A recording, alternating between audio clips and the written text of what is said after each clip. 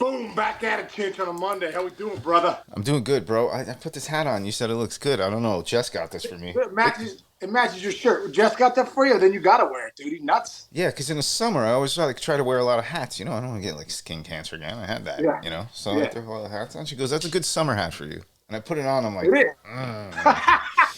I don't know. You're like, Oh, we're at the Hula Bowl for the Pro Bowl. That's what it is. that's exactly what it looks like, dude.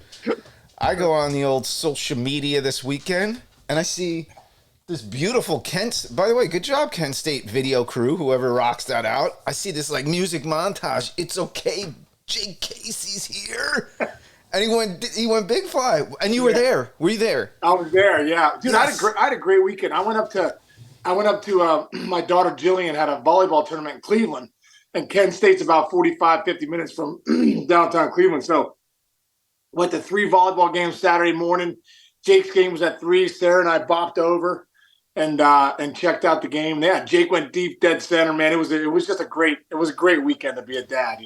Dude, he's got Lot of fun. beautiful. That swing's got like a nice little, like it's almost like a slow-mo Tiger Woods swing. I love it, dude.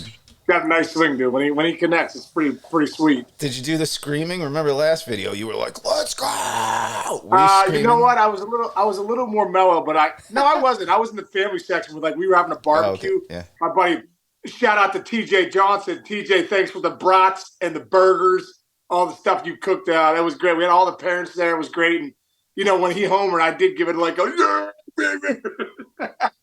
You didn't drop your hot dog. Yeah, that's good stuff. I had crushing 2 brats. It was great, man. It was a great weekend.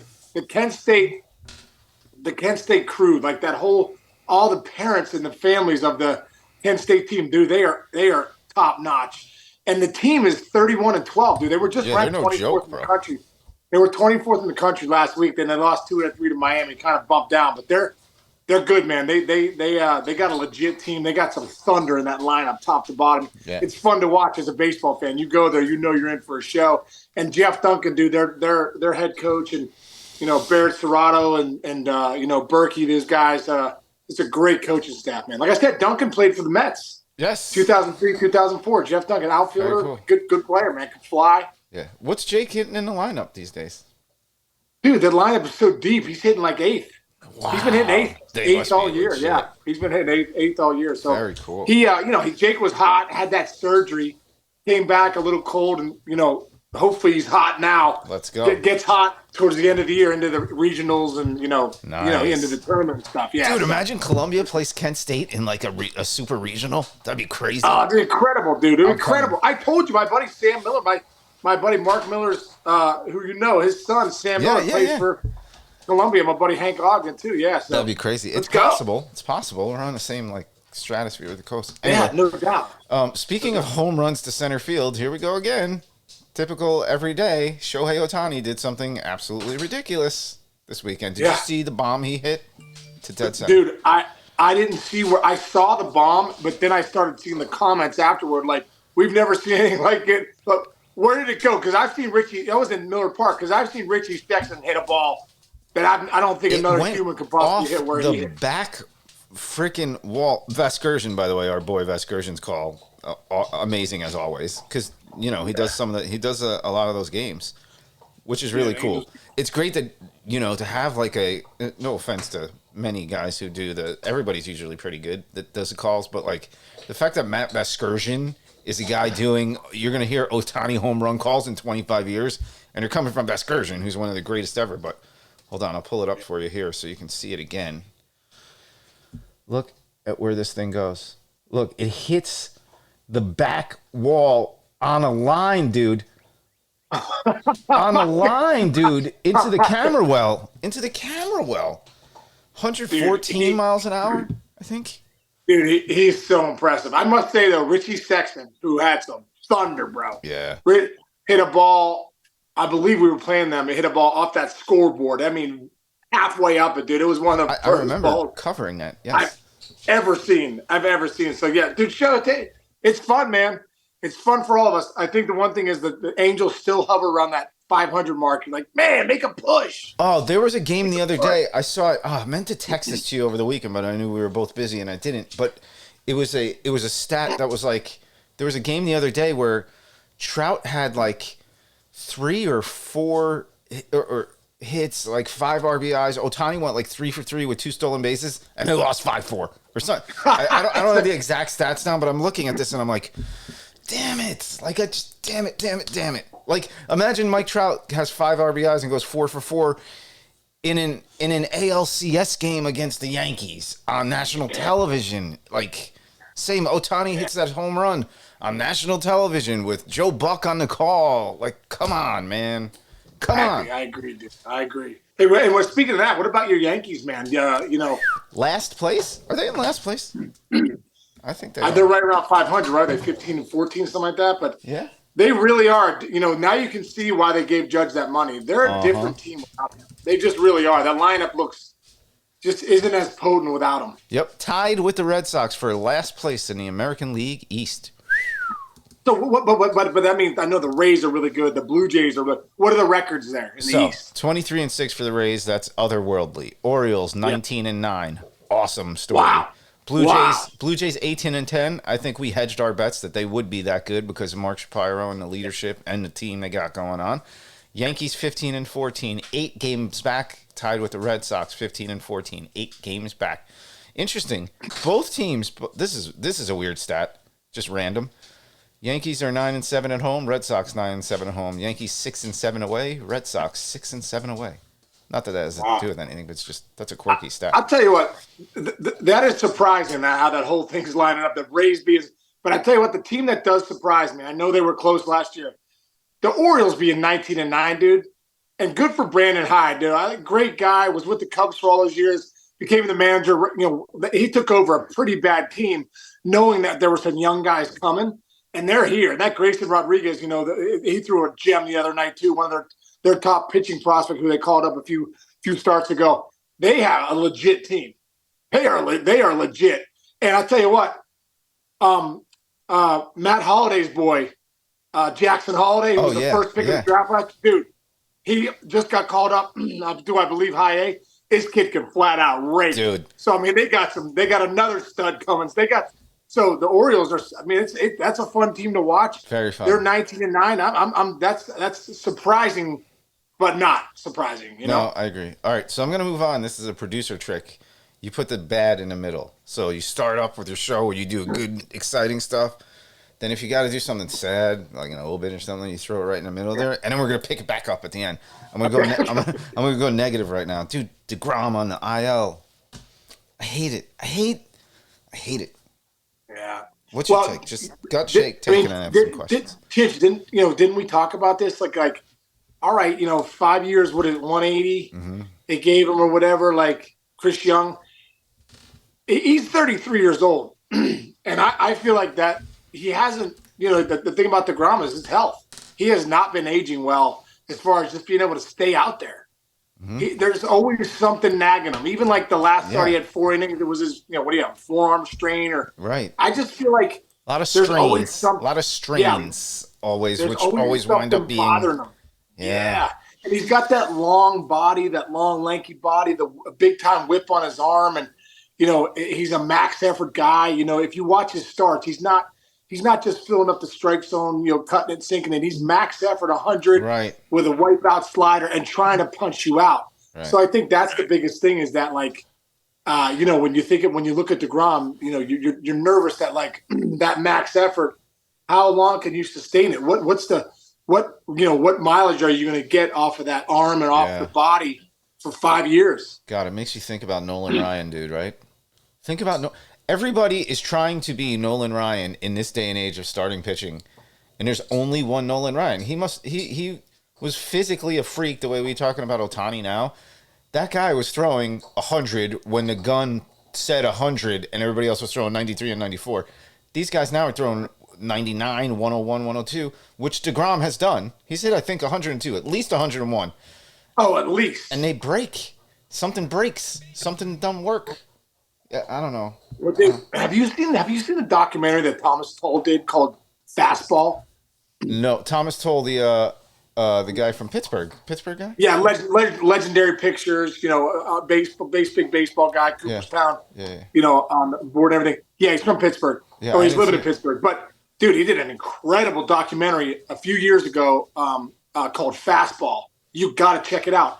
They break down everybody, go back to Walter Johnson, go back to Bob Feller, and they take the new technology and they can gauge what people have been throwing. Aroldis Chapman. Wow. They think they gauged through science and all that stuff that Nolan Ryan threw 107. No, That's what they said. Yeah, they said so. He's the number one fastball ever. Is Nolan Ryan at 107? Oh my God, he retired before you started, right? I just missed Nolan, dude. I got a great story though, bro. Bring it. The coolest thing about baseball, especially being a big baseball fan like you and I are, we've been fortunate enough to like when we go play the Giants. Every time we go in that clubhouse, Willie Mays and Willie McCovey were in there. They wanted to see. It was a great thing about having Ken Griffey Jr. on our team. Everybody wanted to see Ken Griffey Jr., so they'd all come on our clubhouse. It's incredible. Yeah. So Willie Mays and McCovey were always in San Fran. You're like, wow, that's incredible, so cool. Well, whenever we go to Houston, dude, remember Bill Doran? Bill Doran, second baseman for the Reds, Astros. Yeah, Billy was a great guy. Billy was our first base coach.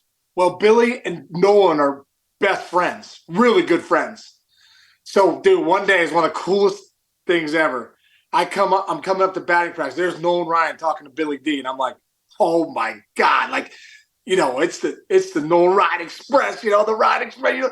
So I walk up, and Billy's like, hey, Case. He's like, let me talk to you really quick.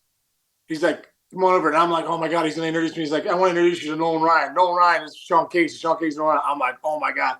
And Billy D's like, hey, he's one of us. Says to Nolan, he's one of us. And I'm about like, you? Yeah, about me. Just cool. the way I think the way I played the game. You know what I mean? Got it. And Nolan's like, and Nolan looked at Billy and looked at me, and he goes, I liked playing with him, huh? He's my kind of guy. He's my kind of. And I'm like, did you trip? Literally, dude, I was like, almost had a heart attack. I was so excited. I was like, oh, it's such a pleasure to meet you, Nolan. Thank you so much. So, dude, the next day, I ended up going to the place in the Galleria, right where we stay in Houston. Had like vintage jerseys, and I bought a Nolan Ryan vintage jersey, $200 or whatever. I brought the next day, and he signed it for me. You got him to sign it? Where is it? Yeah, dude, isn't that cool? So I have the Nolan Ryan jersey somewhere. It's downstairs. And it's and it's cool looking back because I got a lot of way too much stuff downstairs, bro. When you build this new extension to your house with all these walls, you got to get some of this stuff upstairs, bro. I know, dude. I know. Like, yeah, it's downstairs. You got a basement full of probably like $75,000 worth of amazing memorabilia. That's directed to you. It's also like personally signed. You got to bring that stuff up one day. It's good stuff. No, I will, dude. I will. Nice. Isn't that cool though, bro? That is cool. See, you actually brought it up already. We got started talking about injuries. I'm gonna give one more. I'm really excited about because this guy is up there with Ohtani to me and Judge and everybody and Trout as one of the faces of the game. We might see Bryce Harper tomorrow, dude. Let's go. Dude, I can't believe it. H did a great thing on the network the other day showing Bryce Harper coming back doing the sim games, simulated games with Suarez, the lefty, and getting some at bats in. And I'm excited. Hey, I think Bryce Harper's must-see TV. I've said that since he came in the league. I still think it now. And that team's different when he's around. Just his presence is so big. So getting him back, that means they'll be firing on all cylinders. They're starting to make that run too. They came out the gates a little slow. They're playing really good baseball now. But, dude, having Bryce Harper back in that lineup and for baseball, man, that would be humongous. I can't believe he's back so soon, dude. He had Tommy John surgery. Yeah. By the way, they're only 4 games out. Think about that. You lose Bryce Harper 4 games out in the NL East, and now he's back. You're not bad. Plus, they're 15-14, game over 500 without their best player. Good stuff. Exactly. Good move. And Castellanos is having a great year. He's back. Wait, give me 1 second. Yep. Sorry. Go ahead. Sorry, Bella going after the going. Dude, you just came out. You just had the plumber butt going. You're over there. You had the plumber butt going. I actually knew. I noticed that. I'm going to cut that out. You're not going to see it. No. Do not cut that out, please. Do not cut that out. I'm absolutely cutting it out. Jess gets so mad at me. She gets so mad at me because, sometimes on a weekend or something, if I have a pair of jeans on, I might not throw a belt on just because I don't like the depression. And like her mom and her sister will be there, or my niece Amaya was like 3.5 years old. And they'll be like, "Oh, let me get this," and I'll bend over, and Jess is like, "Your whole ass is out. Your whole ass is out in front of my whole family." And I'm like, "I'm sorry." I'm like, "This family," and she's like, "They don't want to see your ass." I swear to God, I get lazy about putting belts on, and I got a nice figure these days. I'm starting. I'm getting flat. So funny. pants are a little big. Anyway, all right. So back to the Phillies. They're making their run, 15-14. Yeah. But and I think that's having Harper back, bringing Trey Turner in, Castellanos having the year he's having, Schwarber's still hitting homers, Real Muto's doing his thing. I mean, that lineup is top to bottom. They are loaded, but they are different without Harper because Harper's that big of a deal. He just is. Because not only is he a big power and drives and runs, he gets on base a ton. He's got a great eye. Right. It's been amazing to see him evolve as a player. Like, he doesn't take a pitch off. I mean, he's a threat every at bat, and that's what I love about him. Yeah, hold on. I actually want to pull that stat up on Baseball Reference. Like his on base percentage for his career is close to 400. Is 390 good? I think that's pretty good. Yeah, it's 390 good. Exactly, dude. 390. Dude, his first MVP season, his on base percentage was 460. That's like Bond style. Holy crap. That's incredible. Yeah. Wow. Yeah. No, you're absolutely he's next right. level, dude. He is next level. All right. Yeah. So we got that going. All right. Last thing before we go. Tomorrow we got a big show, right? By the way, I promised Joey Molinari last week, but we had like a little cross up with things got a little busy on both ends, but we're gonna have him probably next week. But we got somebody big coming on tomorrow, don't we? Yeah. We got my buddy JD, who's one of my best friends in the world, my buddy John Dennis, international strongman, but more importantly, he's a great friend of mine, does Breakthrough Pro with me. I think he was my trainer. When my last year, I met him in 2008 when I was my last year with the Red Sox. He trained me. He's been still training my dad right now. My dad's back training with him. Can you believe that? No way. Good for your dad. I told you, That's great news. Yeah, my dad's back training with him the last 3 weeks, like 3 days a week, which is great. Trains my mom. But he's one of the best trainers around. But like I said, we're going to come on tomorrow, talk a little Breakthrough Pro, our mental performance coaching program that we have coming up, and we might just have a big discount for anybody that listens to the podcast. So that's going to be a nice thing tomorrow. But I'm looking forward to having him on. He has an incredible story, dude. Just his dad left early on in his life, but the way what he's been able to do with his life has been. Wait, when you say international strongman, like back like those amazing ESPN shows where they were lifting. Like dude. Yeah. Oh yeah. He wasn't on he could have been on the ESPN shows, but he represented the U.S. at an international strongman competition in Russia like years ago. Yeah, dude. I have some questions about that. I have some questions about that on the side when you guys are done with your breakthrough stuff. Oh, he's a monster. Dude, the ESPN monster of a man. Magnuson pulling the odd-shaped anchor. Dude, I used to watch Strongman. Here's this quick question. The kegs, remember they used to do the keg toss over their heads? Oh yeah. There's a big argument. We used to have this in college. Are the kegs full or empty? They have to be empty. No, they're empty. They're empty, dude. They're empty. You can't throw a full keg. No, they're still very heavy. Empty, dude. No, they're empty. Those things are empty. Okay. You couldn't throw it that high. I don't care who you are. Freaking that thing's full. I got a buddy who's a strongest man competition type guy now. Chris Creso, he was our... He ran like a 4.3 and change 40 in high school. He was our tailback on my football team. And now he's built like you ever see Guardians of the Galaxy? You know the guy that used to be a wrestler. Batista. Oh yeah, Batista. Dude, yeah. I saw him at our high school reunion and the guy's like, "Hey, Chinch, how you doing?" I'm like, Who are you? And he goes, "I'm Chris Queso." And I'm like, "Dude, you weigh like 400 pounds more." He's the biggest dude I've ever seen in my life. He does like powerlifting. Anyway. Oh my God, dude. JD has pulled like he pulls like airplanes, buses. Oh, see, I love that. I've seen him do it. It's like, yeah, it's ridiculous. There's a serious skill, athleticism to that too. That's not just big time, dude. Big time. Yeah. Big time. I went and saw his last strongman like a few months ago, and he won it. Obviously, here it was in York, PA, or something like that. He won it, and just stupid, dude. The things they're doing. Ridiculous. Did you get all that wood from Grilly yet? Because if you didn't, you can have him just like walk it over on his shoulders, right? He's like John Dennis is the modern day Paul Bunyan. Yeah, that's so cool. Nice. Wait till you see him. All Yeah, right. I'm going Oh, to I bring him can't to the wait. house. He's coming to the house. Oh, is he? Nice. Yeah, we'll just be here together. That's so good for my edits, man. 3-man edit. I'm serious. Like it makes it so much easier for me. So I really appreciate it. All right. Let's Awesome, get after it today, man, and we'll see him tomorrow. I'm excited to hear what you guys are talking about too. Yeah, it's gonna be awesome, dude. It's gonna be awesome. All right, bro. Love you, man. Have a great rest of the day, and everyone out there, thanks for listening. Tune in tomorrow. See you, buddy.